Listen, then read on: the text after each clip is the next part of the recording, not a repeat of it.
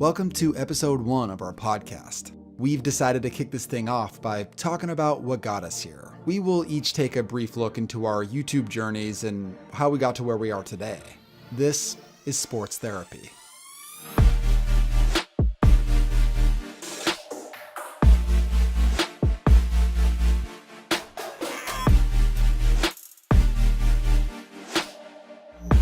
I figured we could probably just do it.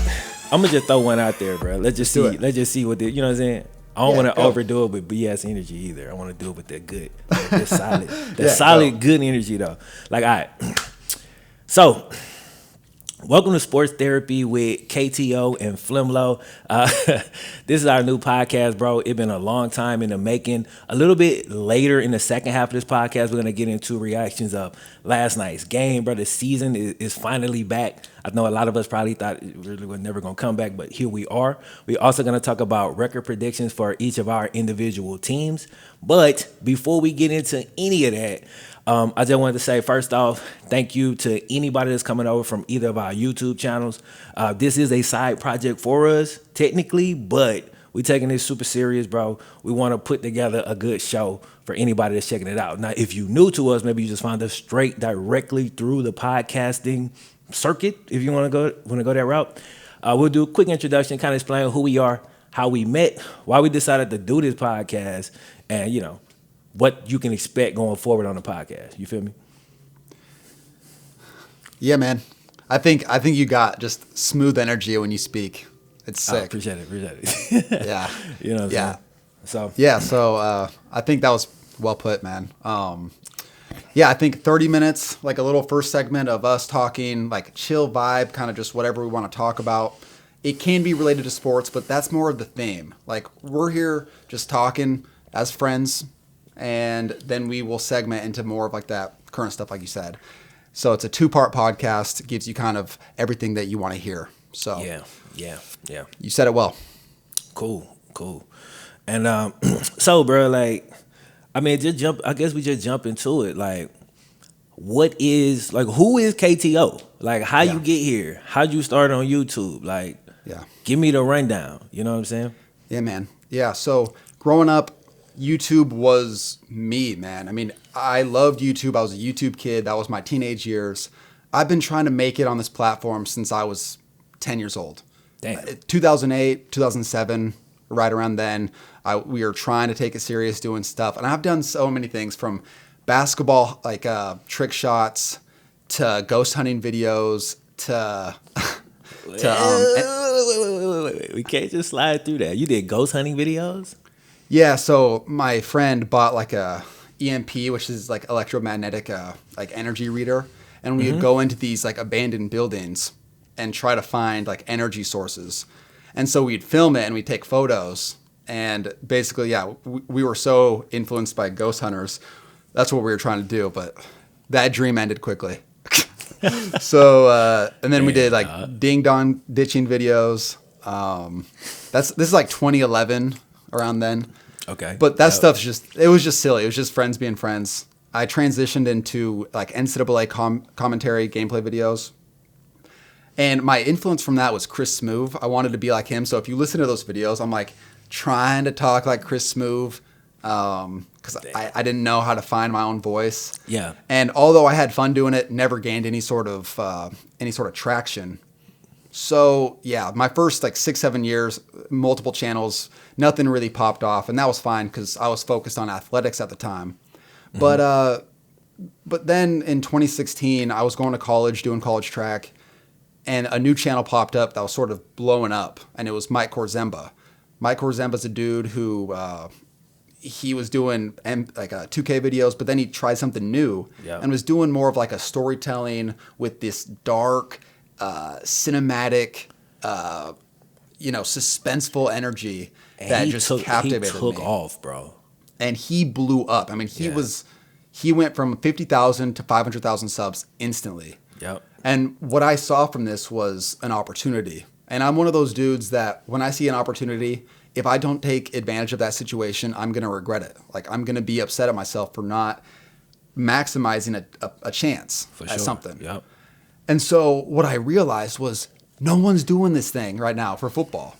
And I knew I could do it, even though I had no experience with this type of content. I knew that there was potential there. So I started wrapping my head around ideas for a channel, how exactly it would go down. And around that time, the college football season had just kicked off. It was like August, around then, August 2016. And I was a passive fan of Leonard Fournette because he was the top player of my high school class, 2014. I played running back.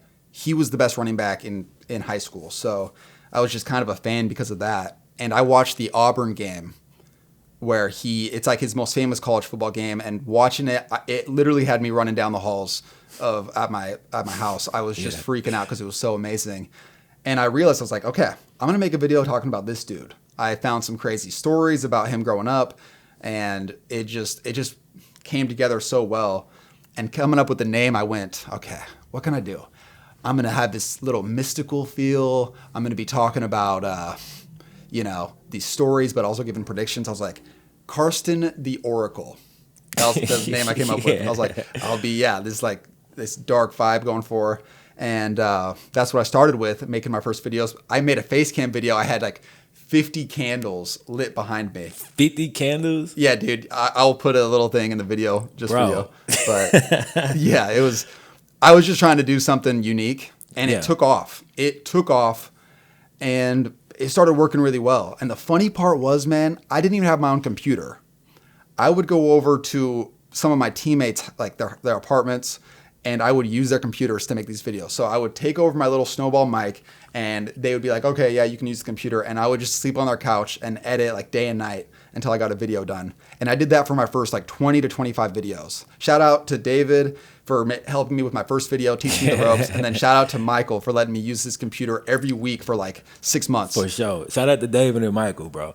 Hey, man, real quick. I think it was so dope, like how much you you cared about like the vibe of your videos so early on. Like the fact that you was going for like a certain type of energy in your videos, I think that's dope, and I think that's kind of like an overlooked thing. And it really gave your channel something unique, I believe. I mean, obviously you was doing something that hadn't even been done at all in football, really.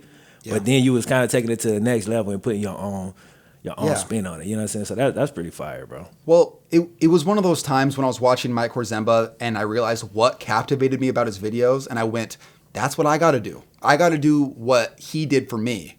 That's what I got to do for other people, and especially for myself, because when I was liking my own videos, I knew people were going to like it.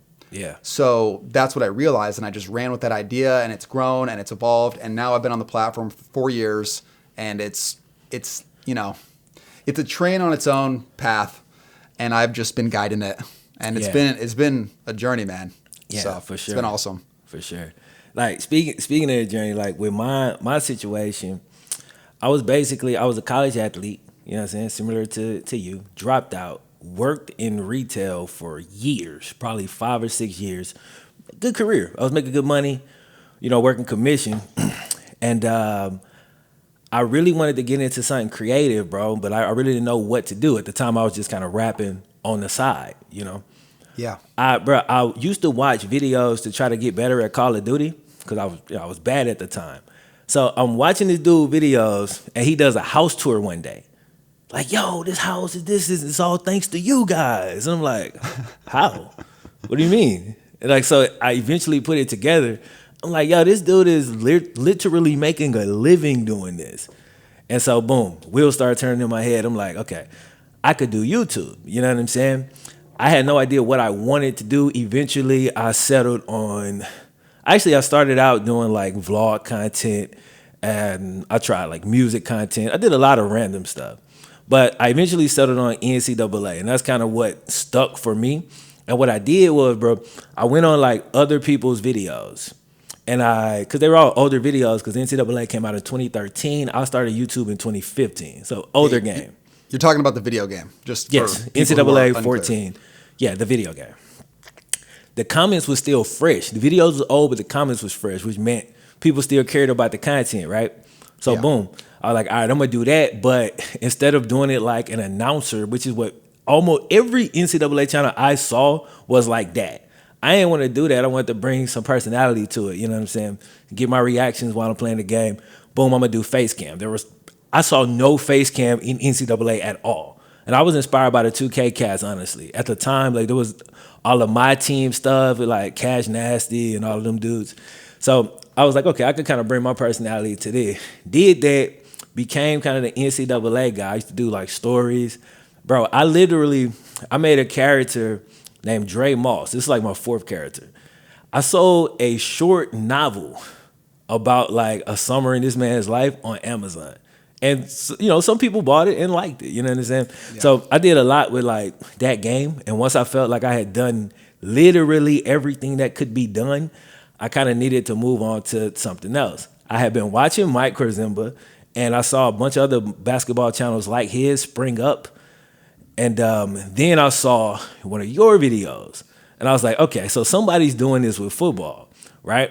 I ain't jump on it immediately because I was like, yo, how do you do this without just getting every video copyright claim? Yeah. So I hit up all the highlight channels. You know, I hit up Highlight Heaven and Harris. I hit up everybody like, yo. And it was like all that stuff getting claimed. So I kind of threw the idea to the back burner. A couple months later, I said, forget it. And I just went for it. Like, I'm going to just use pictures. And I jumped on it, bro. At this point, I was probably at about 60,000 subscribers with NCAA. So I was doing good. I was working full time on YouTube already.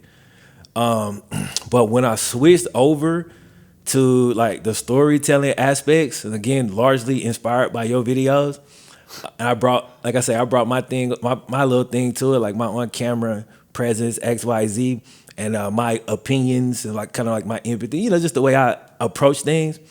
And it just took off for me, bro. Like it started moving so quick. Like I went from dropping 3 videos a day during gaming to dropping like 3 videos a week now and getting more views. And I was like, okay, this is the direction that I need to go. You know what I'm saying? And you know, I just kept doing that over the years. Now it's been probably 3 years since I've been doing like my What Happened To series, and I'm cool with rappers. I'm cool with NFL players. Like a lot has come from it. You know what I'm saying? Like a lot of the connections that I have, and I ain't one of those people that post every DM I get, but I get some of the coolest DMs from some of the coolest people that you would think shouldn't even be following me on Twitter. And it's you know, it's dope, man. Like it's brought me a real long way. Family good, and we just been able to really kind of take it to that next level, bro. Yeah. I'm still reaching for like the top of it, but yeah, man.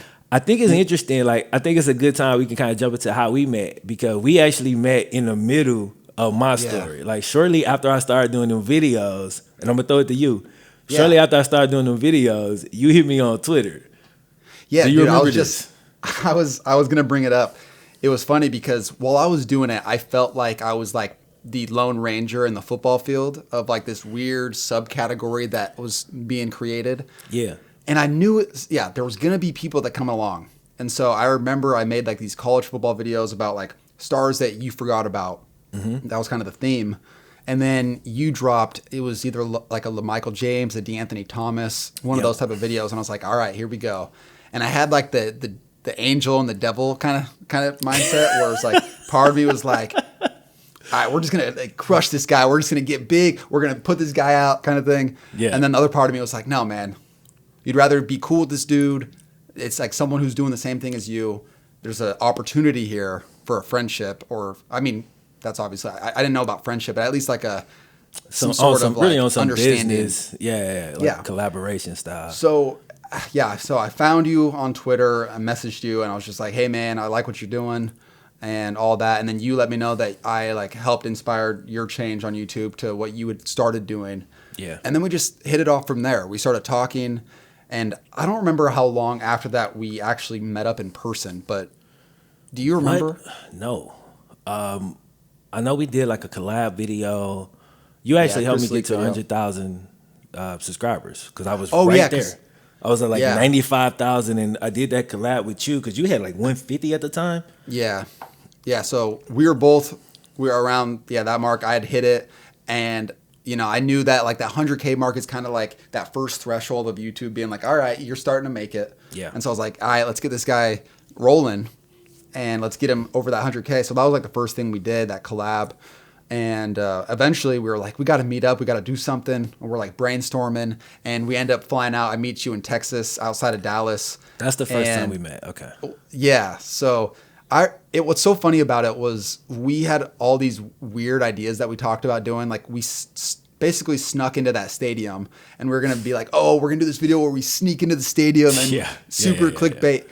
And then thinking back, I'm like, why was that even I don't know. Bro? Yeah. And I remember the first thing that happened was we met up, we called an Uber, and the moment we get in the Uber, the guy knew who you were. Yeah. He was and like, right when that happened, some old dude's like, hey, I recognize you, man. And it was hilarious. So you was hating like shit. Yeah, because that never like, happened. Man. And you was bigger, like. Yeah, exactly. It's just I'm on camera, man. Yeah, man. I mean, it makes a difference. You're more of a personal storyteller, so people associate your channel with you and your face, and I totally understand that. But it's obviously like that. I don't even know what you call that. The envious side, where you're like, I want everything. Yeah, I want to be Mr. Perfect. It happens, bro. Because it's things about your channel that I wish my channel I was better at. You feel me? And you, like you say, you look at it and you say, bro, honestly, we're both probably not at our peak from a content standpoint, or like at least the way we think of it. People watching might think that. So if we're both at 85 overall in our minds, we don't got the same exact attributes. We still both 85 overall. You feel what I'm saying? We got there a different way. We got different strengths, different weaknesses. Yeah, it's like my awareness for like camera stuff is like in the 30s. And yours is like in the 70s and 80s, and I'm just like trying to learn from you. Yeah. So that's like, we both have taken aspects of each other's videos and / concepts and helped each other mold each other. You know what I mean? 1000%. I think that's the beautiful part of it. It's not about competing or having more of this or whatever. It's just simply like, how do I make my content better? And how do I improve what we're doing here? And that's ultimately like, I realized that, and so I stopped caring about that stuff a long time ago. And it feels good to kind of drop that, like, oh, I need this many subscribers, I need this many likes per video, I need to see this many comments. And now that stuff leaves, I mean, you still get that a little bit, but it's not the same. It used to be an obsession. Checking every day, looking, okay, how many subs do I have? Check 5 minutes later, how many subs do I got? And it's just like, it's just draining. I was telling you the other day, bro, it's more, when I post a video, it's more about like, is that video as perfect as it can be based on my current capabilities? Yeah. If I get a video that go hit 1 million views and I felt it was bad, like I almost feel bad because I'm like, damn, 1 million people could have saw my A+ work, but they actually saw my B- work. You feel what I'm saying? And then 100%. You make the A+ video. It might not get as many views, but like I feel like, yo, everybody that saw this video just saw my A+ work. You know what I'm saying? So, and I could be proud of that. For anyone listening, and I get asked at every video, why do I upload so infrequently? Like, why is it happening every 2-3 weeks? The biggest reason is because I'm the biggest self-critic in the world when it comes to my own content. No one's more critical than me when it comes to it. And so when I'm making it, if it's not to the standard that I have set for myself, views don't matter at this point. I have a video over 10 million. I have like many videos over 1 million. Yeah. It's like that stuff doesn't mean anything anymore. What matters is I make a video that I truly thought was a good video. And it doesn't matter how it does. It's just when you publish it, you feel so much better. Yeah. I have made videos that took me a day that I upload and do well, and all I can think about is how I wish I could have done it better, like you just said. Yeah. So I'm at the point now where everything does well enough, especially with sponsorships and stuff. It's like, I want to drop content that I enjoy. And if I can't do that, then I'm ultimately just going to be unhappy and unsatisfied. And see, I probably meet you because I'm very similar to that.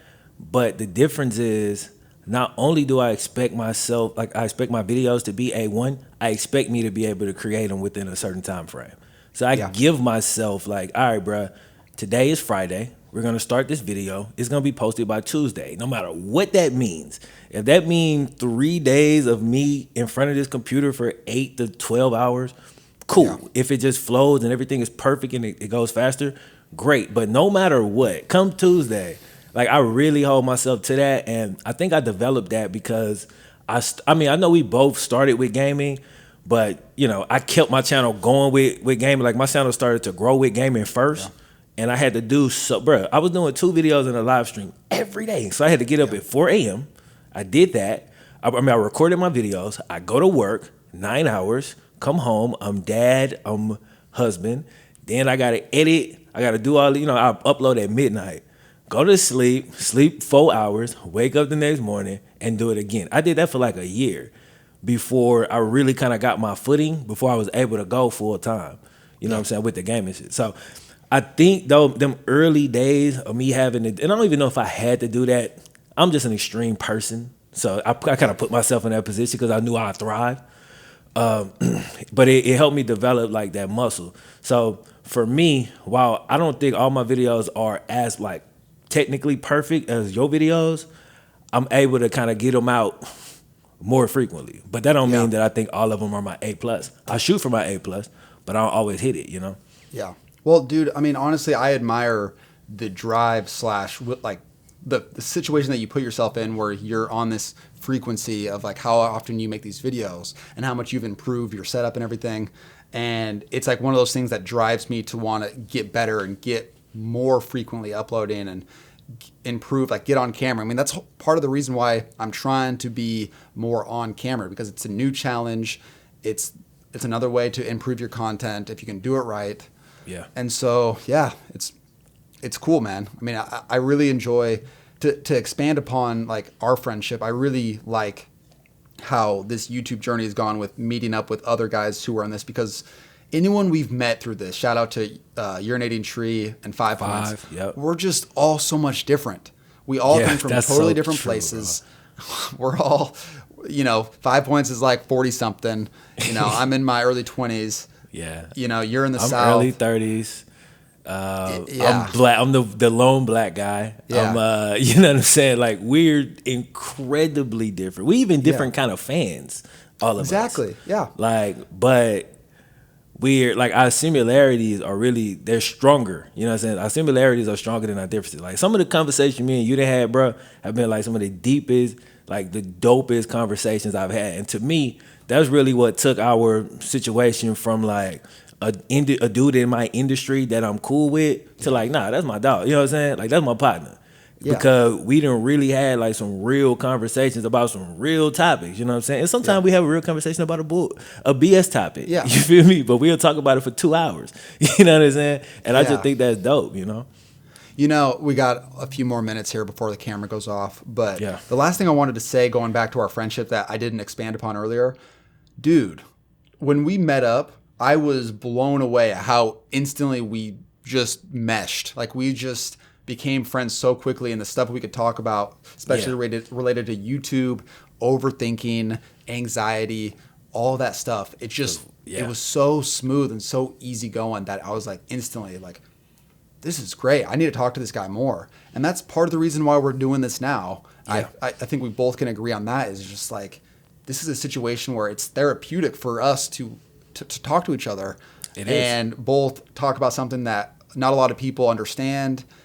We're in a different situation. Not that it's harder or easier than anything. It's just different. It's just different. You know what I'm saying? And it's isolating. Yeah. So it's awesome, man. I'm glad we met. Dope. Same. So here we are. You know what I'm saying? So hopefully we'll have some of them dope conversations on the podcast, and y'all will be privy. You know what I'm saying? The audience will be privy to some of those. You know what I'm saying? So, the longest off season of your life. You know what I'm saying? We didn't know we was gonna have a season. I talked to you recently, and you was like, even kind of scared to really lean into it, because you was like, you didn't want it to be snatched away from you if we got so close and then it got canceled. So we passed all of that. We had kickoff last night. Texans, Chiefs. What were your thoughts on the game? Yeah, so, the first thing that happened was we talked last night right before the game, kind of rushing through stuff. I turn on my TV, turn it up loud, and I got so emotional just seeing it went into the booth. It had them talking the pregame and just seeing the players just walk around and stuff. And I was like tearing up because I was just like, oh my gosh, I feel whole again. Yeah. I feel whole again. Real you know what I'm saying? Yeah. And honestly, what was funny was I thought the game was going to be so sloppy, but I felt that the Chiefs were pretty buttoned up. Yeah. But by the second quarter, third quarter, I just felt like the Texans, like I texted my dad after like 3 or 4 drives. I was just like, they got no shot. They cannot. They can't stop the Chiefs, and they're just not buttoned up on offense. Every time they went deep, it was way overthrown, double cut. Like the Chiefs just had their number. And honestly, I was pretty bored by the second quarter. So it was. Yeah, I'll chime in on because I want to talk about that a little bit, and I'm actually going to say this as a positive. The game went exactly as I expected, right? And that's a good thing because I'm not you know how I am. When I watch football, I'm watching like the receivers. Like I only care about the on the field stuff. I don't really care about the announcers. We've had this conversation. Yeah. We differ there. But so I knew I wasn't going to care about the crowd and all that. But I was like, I just need the players that had that energy. They was pumping the noise in. The players had energy. It was great, you know. But yeah, I knew. I feel like everybody had to know the Texans, they got smashed last year by the Chiefs. And the Chiefs only got better and the Texans got worse. Like, especially for a game like that where they want to try to keep up with the Chiefs, you get rid of a Hall of Fame receiver, you go get a running back. So when you do that, now you got 2 number 2 receivers, don't have no alpha dog out there. You know what I'm saying? To make that big play, like when you see Kenny Stills drop that one on the sideline, that would have been a touchdown because Honey Badger and the other guy both overplayed it. Anyway, if that's DeAndre Hopkins, you know, you make that play. And the Texans still lose. So the fact that they didn't have him, I knew that was going to take the L. I just felt like that was a bad matchup for like the opening game because I felt like the Texans were so outmatched. Yeah. But with that being said, I did think it would be sloppier. I thought there would be more missed tackles. I thought there would be more, turnovers. But honestly, it was pretty solid, bro. It was a good game. It's actually one of the not a good game, but like it was good football is what I mean. Yeah. You know what I'm saying? I can agree there. And so I was happy with that, bro. I was excited. I drafted Clyde Edwards-Helaire in my fan. Well, actually, I didn't get to draft him because some dude auto-drafted him accidentally, but I pulled off a trade for Le'Veon Bell and Brandon Cooks for Clyde Edwards before the game, and I felt so good the whole night because he was getting like 100 carries. I was like, this is great. You know, I was happy, bro. Have you always been a fantasy guy, or is it a recent thing for you? No, I've always played fantasy. I play with my friends only. I'm not super, like we have a super custom league where like big plays count for more. We do individual defensive players, so you got to draft a full team. You got to have 3 D linemen, 3 linebackers, 4 DBs, sorry. And, that's how we do it. You got multiple receivers, flex. So you got to kind of know, you got to go deep. It ain't just draft a bunch of names. You got to really fill your roster up. And so that's just something fun I like to do because, I like to look at them players that's kind of like under the radar that's going to get good stats. I like that. I get it, man. I had to stop.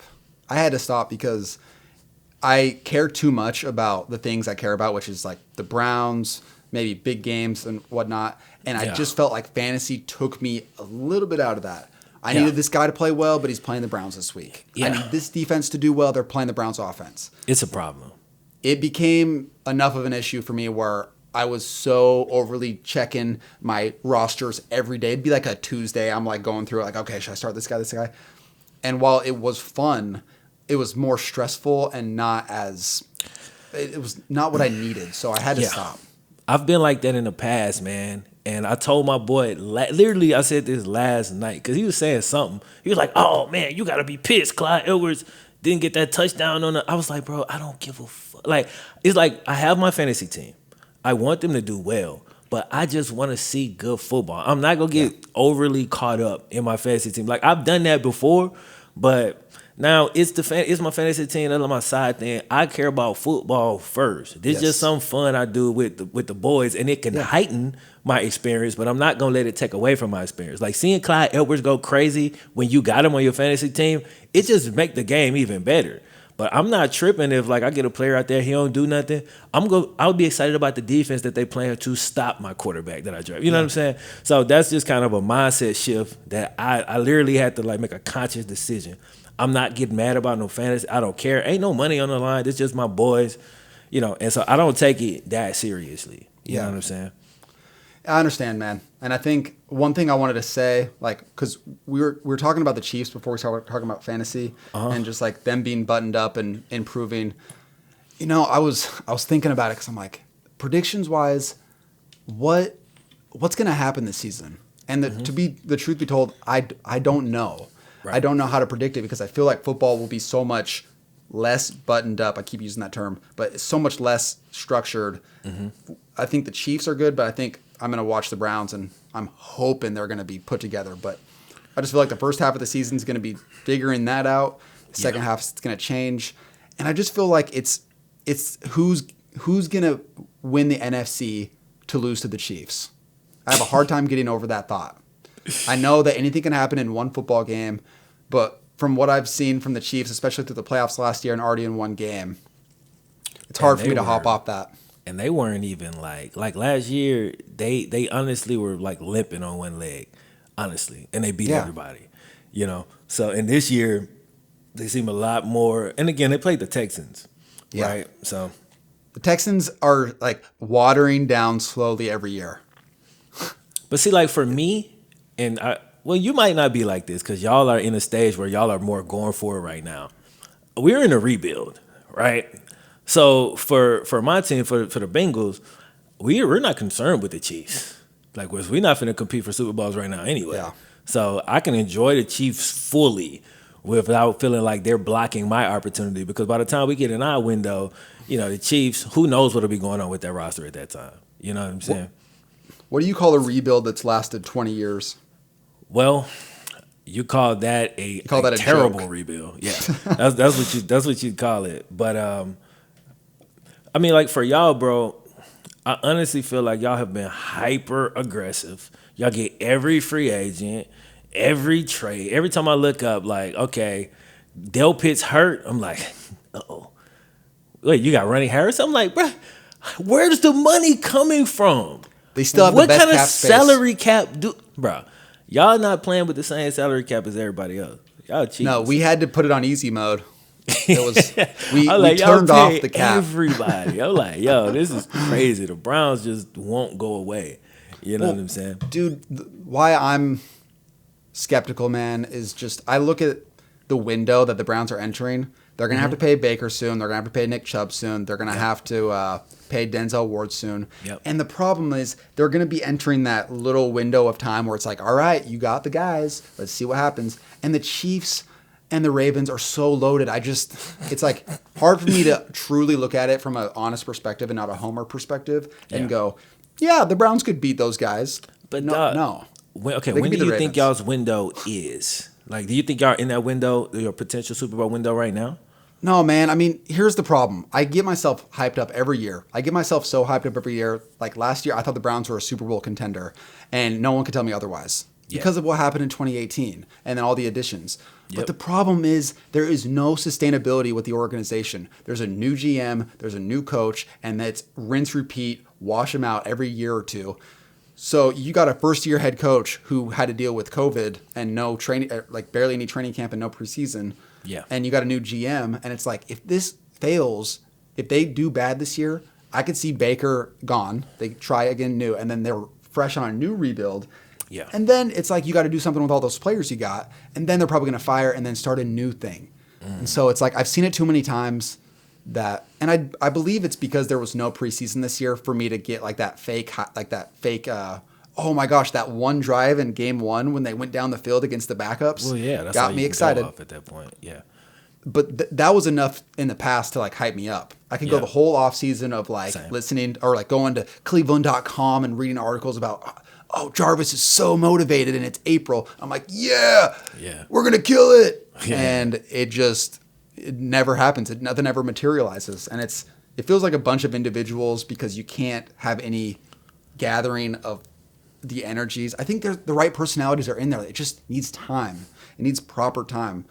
And I don't know if they can get that. And that's been the running joke for the 20-year rebuild. Okay, so with that said, with you telling me for 5 minutes straight that you have no idea what your team is going to look like, I'm now going to ask the ridiculous question: what is y'all record going to be? Like, what is your record prediction for the season?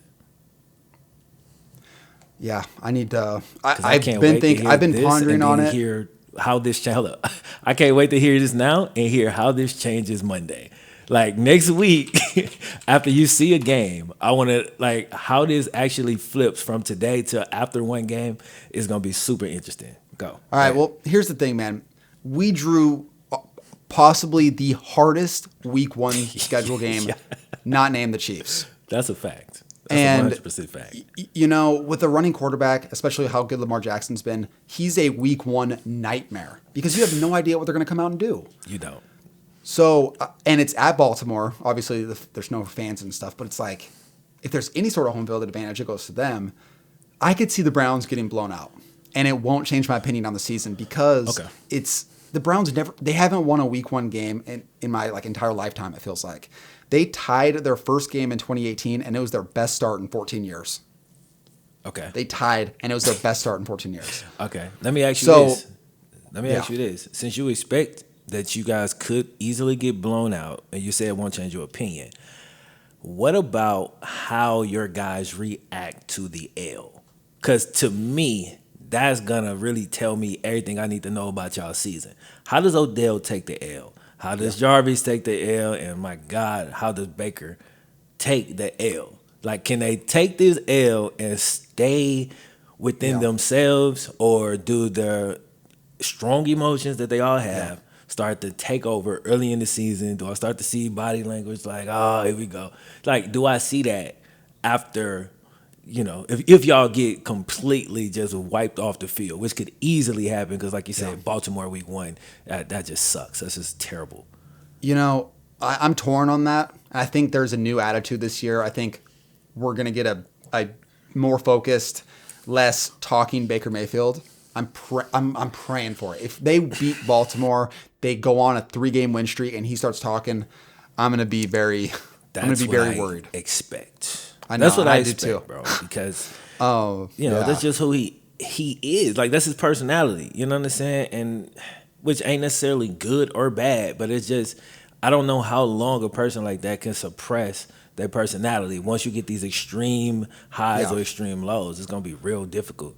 I mean, the dude has overcome everyone who told me couldn't do something. That's a fact. Time and time again.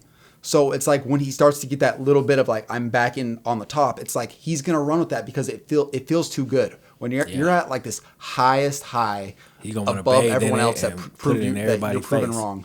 Yeah, it takes a very strong man to not do that. Yeah, and we'll see. We'll see if he can start to grow up and be more of that like even keeled quarterback energy. Yeah, because he's still a super young guy, so it's he's my age. He's like 25. Yeah.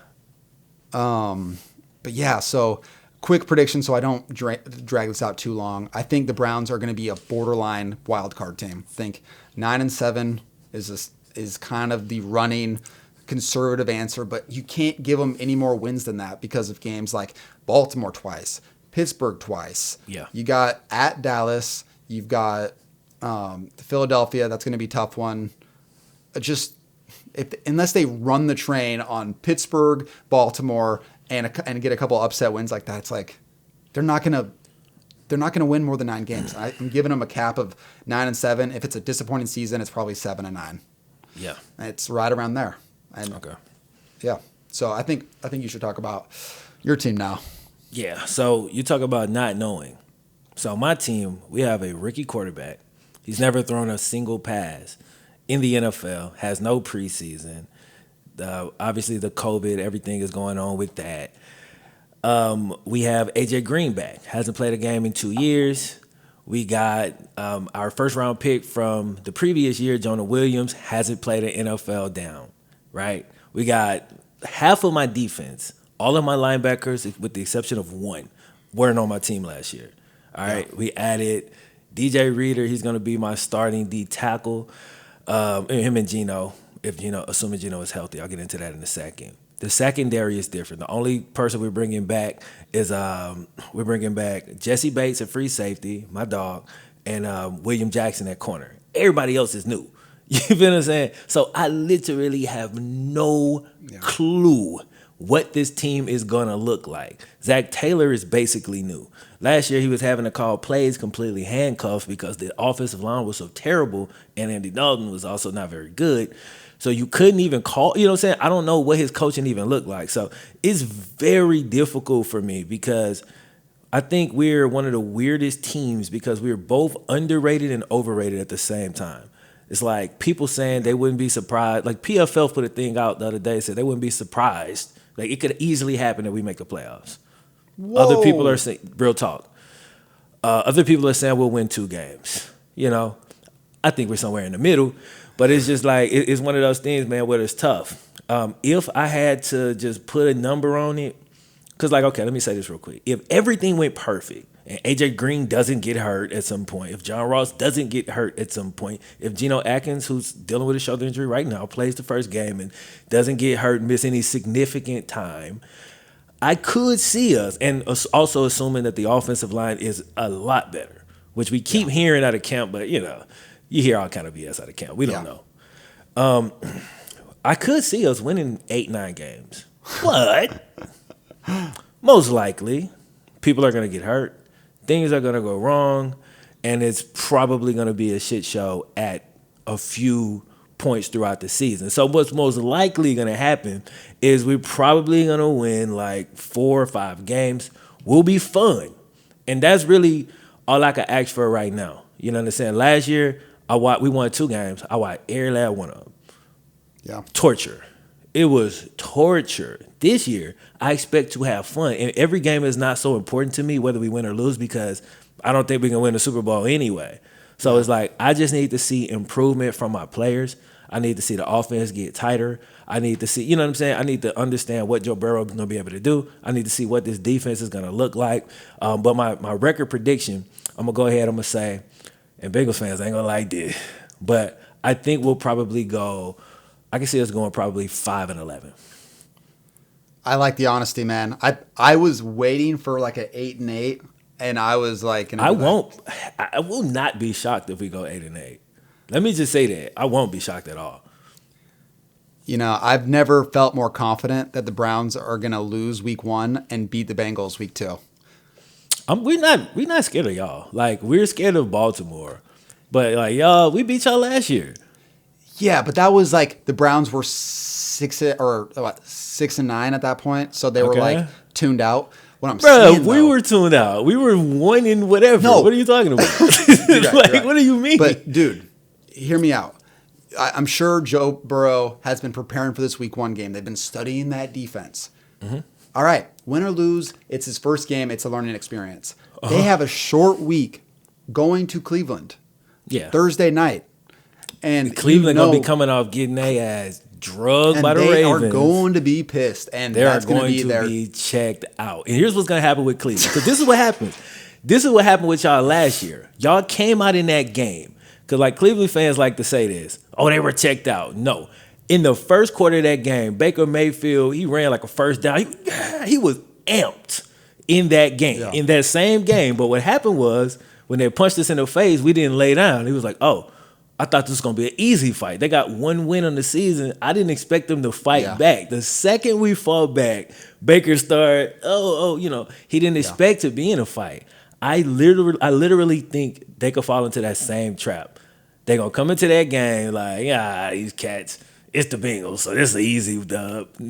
I don't think it's going to be as easy as you think, bro. I'm excited for week 2 then, because we have a Thursday night game. Both of us can talk about that. Oh yeah, for sure. I mean, calling it out right now, I really think that's like the Browns, like all their anger from Baltimore and getting beat probably pretty handily. I think it's just they're gonna rock. So, I think Myles Garrett gets 3 sacks. He's doing dances over Joe Burrow. I just think y'all are too mentally weak. Y'all are like one of the most talented teams in the league, but mentally, y'all are not very resilient. Going off of last year, you're not wrong. Going off of every year, not just last year, like every year ever that I can remember. Like, y'all have never been like really a resilient team. We got a much more solid and steady voice at the top. Like our coach is only his second year, but the players believe in him. We got a quarterback everybody believe in. He's not super like braggadocious. Like he got all the good qualities of Baker personality wise without the bad stuff. You know what I'm saying? Without the overconfidence or the arrogance or the I need to throw it in your face. Like he don't have none of that. Yeah. So I'm just telling you, bro, like the personality of our team, assuming it takes the personality of our quarterbacks, like I like our edge in that department. While y'all definitely have more talent, we just got to see. We got to see how this thing actually looks on the field. Now, I might feel completely different after week 1, but right now, I feel solid. And not necessarily saying, yo, we're going to beat y'all, but like, I just don't. I think y'all overlooking us is a mistake. I really think y'all overlooking us is a mistake, a big one. Like, don't sleep on us, bro. You know what I'm saying? We got hard, bro. Hey, man, every year there is a fighting game. The D-line for you guys always causes issues. But you lost some pieces on it, didn't you? No. Is Dunlap still there? Yes. You lost the D tackle. What's his name? He came to the Browns, but he got hurt. Who? What's his name? Billings? No, he was a rotational guy. This is who we have. We have DJ Reader was like the 3rd rated D tackle last year. We have Geno Atkins back, and we just signed Mike Daniels. That's who it is. And we just signed Mike Daniels, who made the Pro Bowl it was like 2 years ago. But he's coming off the bench. He's a rotational guy. Our D tackles are strong. We got Sam Hubbard, who's been getting better every single year. Carl Lawson, who's been getting better every single year. These are our ends. We still got Dunlap. Okay, like our D line is strong. I'm not worried about that. Our linebackers is the issue. We got 3 rookie linebackers, and I don't know what that's gonna look like. Like that's the thing that probably scares me the most. Dude, tell me another division that has the D-line strengths of the AFC North. Oh, our D-lines are... Because we run the ball so much, so we prioritize D-line. Yeah.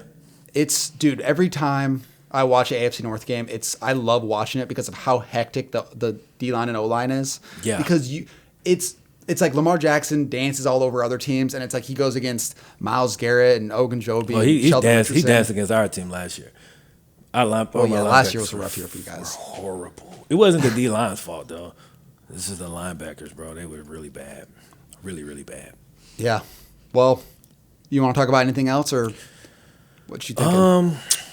I guess just to kind of wrap it up, and we touched on it a little bit, but I do want to ask, since this is sports therapy, from a mental standpoint, what do you think the challenges are going to be for players playing in a COVID season? Not week 1. I'm talking about week 7, coming off a loss. Bye week ain't for 3 more weeks. Yeah. Excuse me. What do you think some of the potential challenges might be for these cats? You know what I'm saying? That maybe people are not talking about.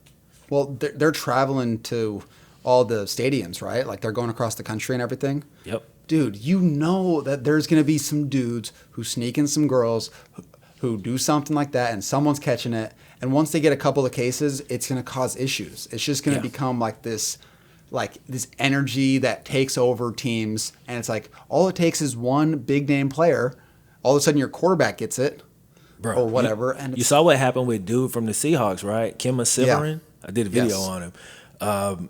That was at the start of camp. And then dude, last name House, played for the Rockets. They in the playoffs, right? He just got kicked out the bubble for sneaking in a chick in the playoffs, bro, in the 2nd round.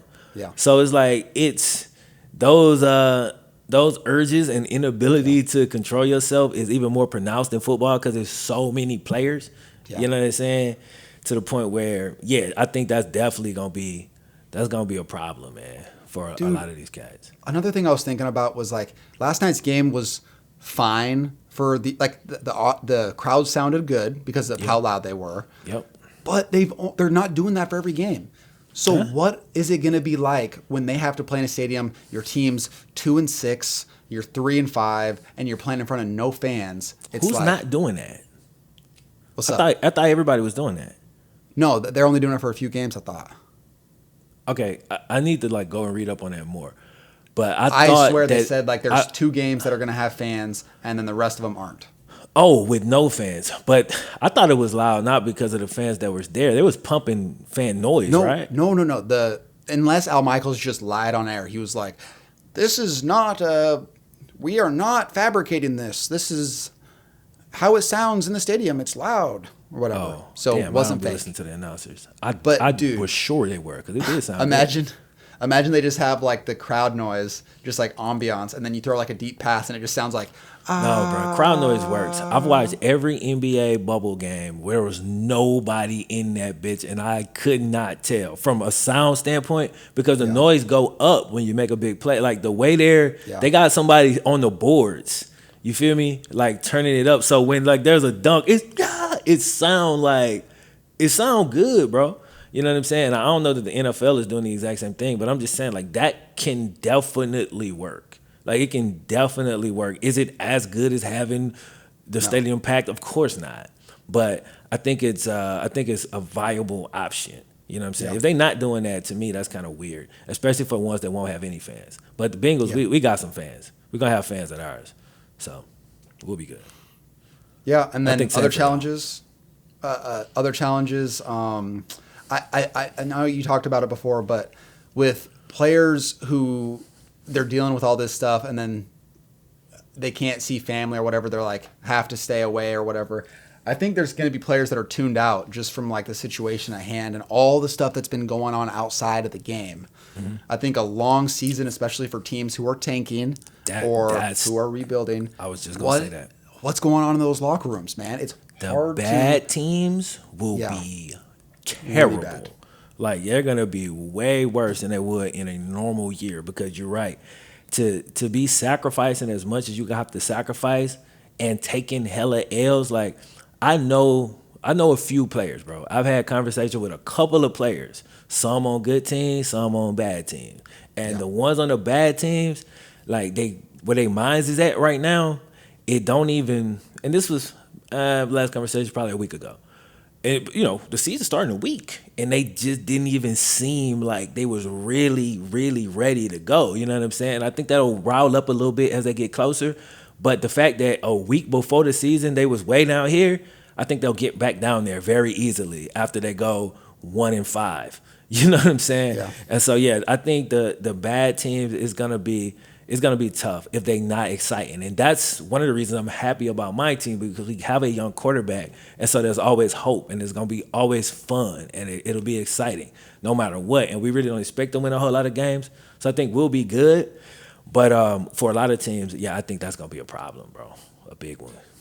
Okay, I think it's a good time to wrap up. I got 30 seconds left on my camera. So, I think this is a great first podcast. Anyone who's listening, I think if you want to comment anything down below, your thoughts on this, how it was, if you liked it, if there's anything you'd want to hear from, we may or may not take. It's just let us know what you think. Give us the feedback. You feel me? This is the first one.